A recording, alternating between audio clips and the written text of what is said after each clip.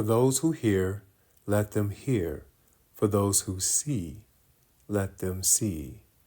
May the Christ within illumine the world and know that God is one with thee. Melchizedek, Truth Principle. Worshipping false gods. Life is a quiet stream of water. All is well. Do not look upon, nor accept the reflected confusion of he who has not the place wherein to put his trust. There is an hour which comes to he who is unconcerned with the true pattern of life. Moment by moment, hour by hour, man becomes closer to the realization of his kindredness to God. There are seasons when man is prone to wander from the path. Some call it carelessness, others call it disobedience. It comes about through the creation of a false image. It is true that there is nothing impossible with God. One of the ancients has said, "Thou shalt not take the name of the Lord thy God in vain." And man has been led to believe that taking the name of the Lord in vain is but desecrating God's name through speech. Likewise, it is written, "Thou shalt have no other God before me." Taking the name of God in vain is speaking in terms of limitation, thinking in terms of limitation, living in a mental atmosphere of limitation.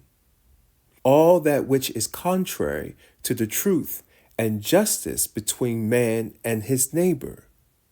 All manner of convention is a part of false gods. It is truth profound that man attracts unto himself that which he desires. Worshipping false gods is placing error before truth. Hence the statement, "What shall it profit a man if he gain the whole world and lose his soul?" As we have attempted to reason before, man has no soul. He is a soul. Therefore, to lose his soul is to lose himself. The man or woman who chooses to follow a certain desired pattern in life should be content to go forth in the field of their labor and garner that which has been sown. But that does not happen. In the hour of desperation, such one cries, "O God, help me." And it is wise, when man finds the fruit of that which he has sown disquieting, that he becomes mindful to say, "God, deliver me." There are some, however, who, with a sense of false mental stability, here in the hour of darkness, continue to worship their false gods. And when the mixture becomes separate, the falling away of the mortal coil from the soul pass on to what man has learned to call eternity, self-willed, still denying the creative principle of life. Such a one does not return as readily as one who has accepted. And in the interim between that what man has learned to call death and rebirth, they continue to disregard and would not accept the lessons of the masters. What manner of path can such a one choose upon their return to the earth plane? Only that which they have created. Man cannot disregard the law of attraction. You are wondering at this very moment why we speak in this manner. Well, there are those myriad in numbers who are waiting to return, and we of the council labor with them zealously. But you may say to me, if they would not understand, why continue to labor? Though they do not freely accept, yet there is a picture which they behold that cannot be disregarded. And by the very law which they have established, which shall bring them back into the path of like attraction, the picture which has been created will reveal itself at certain intervals after they have started their trek along the physical plane of life. Man cannot truthfully say that he lives in ignorance of truth. Man cannot say that, for each time he is prone to misbehavior, a picture of truth is revealed to him, and from the memory scroll he reads the records of masters of the spheres and says, I should not do this. It is wrong. If you were to ask him how he knows it is wrong, he perchance will be unable to tell you. Yet, the truth becomes inevitably imprinted. Thus, we can be perfectly agreed that no man walks in total darkness. There is a light, regardless of its seemingly feeble flame. Some call it conscious. That is a very good name. Others refer to it as the still small voice from within. And that is expressing it most perfectly. The voice of the masters of the spheres speak. Truly, it is the still small voice from within. Memory, the voice of memory. Man cannot excuse himself from his error. He has, as you of earth would say, no legitimate excuse. Man lives deliberately so, and in truth he cannot deny it. Each step along life's path is deliberately taken. For remember, when man says in his thinking, this is wrong, but I shall do it anyway, this is deliberate, is it not? Therefore, let man be honest with himself. Before leaving you, may I share with you these last words. Will to live justly, uprightly, continue to declare, I will to live according to the perfect pattern. In so doing, there is no room for error. It cannot enter.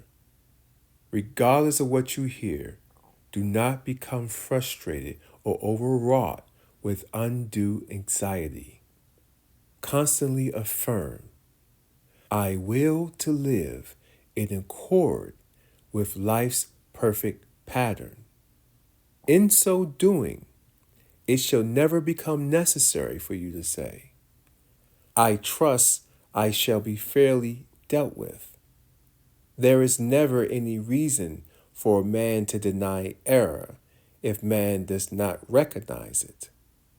Therefore, continue to say, the perfect pattern, the perfect will is now manifesting itself in my life and all of my affairs. See perfection. Think perfection. Live it with every breath you take. Should there come to your attention unkind statements, do not even take time to say that they are untrue. Continue to repeat, the perfect will, the perfect pattern governs my life and all of my affairs. And in so doing, you become no part whatsoever of adversity. You are listening to the still small voice of the great angelic hosts of the spheres.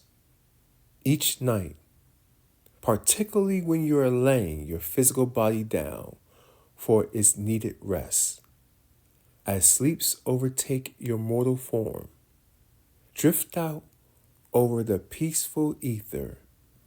Drift out over the peaceful ether waves with this thought in mind. All peace is mine. I share love with everything there is in life. Do not say to me, can I truthfully say this?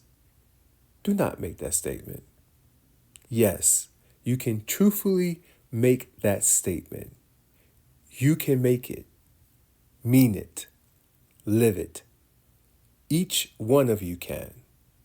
And in the morning, as you return to your physical temple to raise it from the couch of rest, stand erect, lift your head high, stretch forth your arms and say, all of God's perfect kingdom is mine.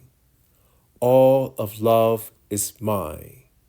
All who love are mine, for I know nothing but love. And let that be your thought throughout the day.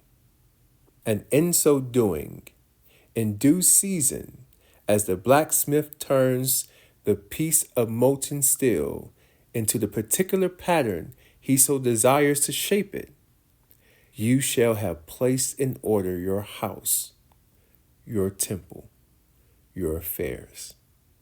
You shall have melted, as it were, hearts of stone. What else shall you accomplish? Well, it is blessed, for your thoughts of love shall blend with our thoughts of love.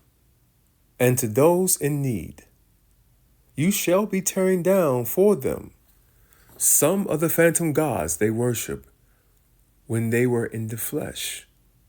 Truly, truly, truly, the statement is profitable. Overcome evil with good. Let your light shine.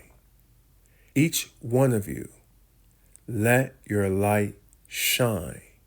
Let your last pleading thoughts be of love.